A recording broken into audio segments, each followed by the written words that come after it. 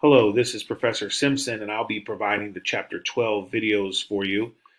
This first one, 12.1 Spontaneity. Before we get into that, I want to talk for a quick second just about this overall Chapter 12, Thermodynamics, and a little bit of a review of a couple key concepts that we've already talked about. Thermodynamics is the relationship among work, energy, heat, and temperature. As I said, those topics may sound familiar to you. We've covered some of these things to some degree already, and we'll really expand on that here in Chapter 12. One of the things that we covered during thermochemistry in Chapter 9 was the first law of thermodynamics. Now, you may remember um, quantitatively, we talked about that relationship between heat and work with regards to the internal energy, that's E, internal energy, of a substance or process, that it was going to be affected by some amount of heat flow into or out of the system or work done by or on the system. You may also recall that the first law of thermodynamics is also referred to as the law of conservation of energy. And this was an important concept for us in our calorimetry work because energy is neither created nor destroyed. We saw this relationship and we started talking about the idea of system and surroundings, that heat flow can go from the system to the surroundings or vice versa, but that amount of heat, the quantity is the same. It's just something is losing heat and something else is gaining that same amount of heat. So that was an important concept for us and will continue to be so because one of the key concepts that we're going to bring back here in Chapter 12 is enthalpy. And you may remember enthalpy. We talked about the change in enthalpy and whether that change was negative or positive and what that told us about the heat flow of our system. So these are all concepts that we will lean on as we get into Chapter 12 thermodynamics here. So I just wanted to give a quick refresher, but don't worry, we will develop these as they pertain to thermodynamics and in this case spontaneity. Now let's get into 12.1 spontaneity. As always, here are our learning objectives, so please pause the video for a moment and write those in your notes. You can see here the first learning objective is to distinguish between spontaneous and non-spontaneous process, so let's start there. I've listed for you here a quick definition for both a spontaneous process and a non-spontaneous process. You can see here the difference being whether or not it just occurs naturally, it just happens on its own without any sort of outside force. If it does, that's spontaneous. If it does not, then it would be non-spontaneous. Now, that does not mean a non-spontaneous reaction or process will not occur. It just means in order for it to occur, it needs a continual input of energy to make it happen. Imagine in the world of chemistry that knowing if a process is going to be spontaneous can be very helpful. So let's start there. How do I predict or identify whether or not we have a spontaneous process? And just a little more information about what exactly a spontaneous process is. So as I mentioned a moment ago, it'll just happen. That does not necessarily mean it's fast. We'll talk about rate of reaction and speed of reaction in Chapter 17, but just know now that spontaneous does not equal fast. It can be spontaneous and occur at a slower rate over time, but it just has to do with whether or not it requires an outside force to make it happen. Something that is spontaneous in one direction would be non-spontaneous in the other. And here's where we really start to get into it with regards to what aspects are going to affect the spontaneity of a process. And so one of the big pieces for us is going to be energy or heat flow. So you can see that many spontaneous processes will be associated with a decrease in energy, but not all of them. So let's talk for a second here about that relationship to enthalpy that we've already covered, as I said a moment ago in chapter. We should remember that a positive change in enthalpy, delta H, indicates an endothermic reaction. And that means for us that heat is absorbed from the surroundings.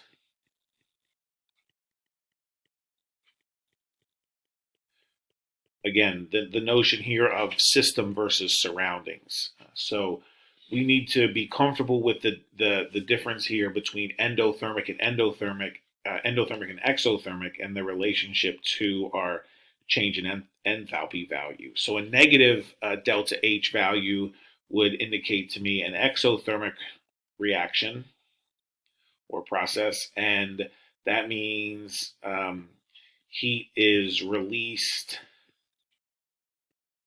to the surroundings.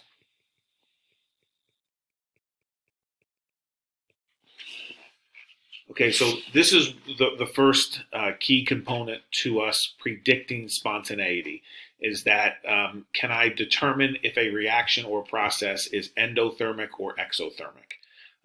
Now, the key here, which I'll show you in a second, is it does not have to be exothermic to be spontaneous. While many spontaneous processes are exothermic, not all of them are. So I want to show you some examples in which that's not the case. And as we start to think about, well, then what else is affecting our spontaneity here?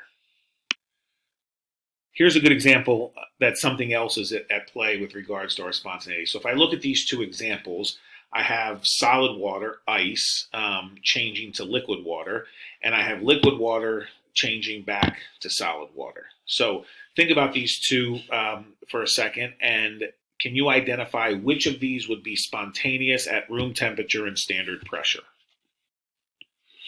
If you selected the first one, you're correct, right? We all know that if I take ice out of the freezer, put it in my glass, and sit it on the counter, over time at room temperature, that solid will change to a liquid state. The interesting thing here is if I gave you the values for our change in enthalpy for these two, you would see that I have a positive 6.01 kilojoules per mole here, but a negative 6.01 kilojoules per mole here. So clearly, this is the exothermic process of the two, and that is not the spontaneous process. The spontaneous process is the endothermic one listed here. So this is our first clue that something else is affecting spontaneity. It is not just about energy and changes in enthalpy. Here's another important example for us. As I see what happens here with the particles of a gas, if I have gas enclosed in this first picture in this side, and it's sealed off and not able to flow into the other side, if I were to open that stopcock and let the gas particles disperse, they would disperse in a manner that you see here in this picture. So in a spontaneous process, the gas particles would disperse to fill both sides here evenly. Again, this happens and is accompanied with no energy change.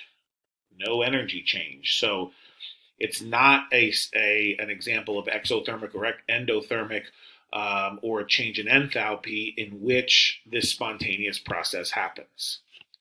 The last example it does have to do with heat flow, but overall no energy change. So we know that heat flows from warmer objects to cooler objects. So if I have clearly here, this box X is warmer, has a greater temperature than Y. If I were to put those two into contact, my heat would flow from X to Y, but overall I would not get an overall energy change here. So spontaneously, again, I would get a process to happen here. This heat is going to flow from warmer to colder, but overall, my overall energy is not going to change. So what do we know about spontaneity? Well, we do know that, and I'll just say Spontaneous question mark. This is our goal here in the first part of chapter 12 to identify when a process is spontaneous or non-spontaneous. So we do know that enthalpy will play a role here. Okay, more specifically, changes in enthalpy or heat, the flow of heat. Okay, and so we need to be comfortable with identifying a negative change in enthalpy, meaning an exothermic reaction, and a positive change in enthalpy being an endothermic reaction. So that is absolutely the first piece of the puzzle for us. But as we have seen in some of these examples, it's not the only piece. There is something else at play here that affects whether or not a process is spontaneous.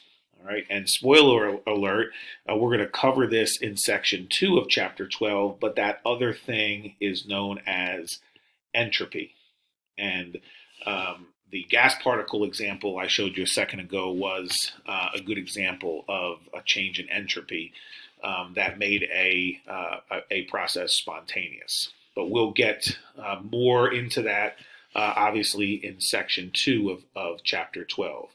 So just to review real quick our learning objectives for this chapter, for this section of chapter 12. Hopefully we understand better now what it means to be a spontaneous process or a non-spontaneous process, and then start to understand how the dispersal of matter and energy is going to affect this process. As we develop this throughout chapter 12 here, or in the early stages of chapter 12, we will get to the point where we can look at a reaction or process and hopefully predict with some pretty good certainty whether or not it will or will not be spontaneous. That's it for the first section here. Now on to entropy in section 2.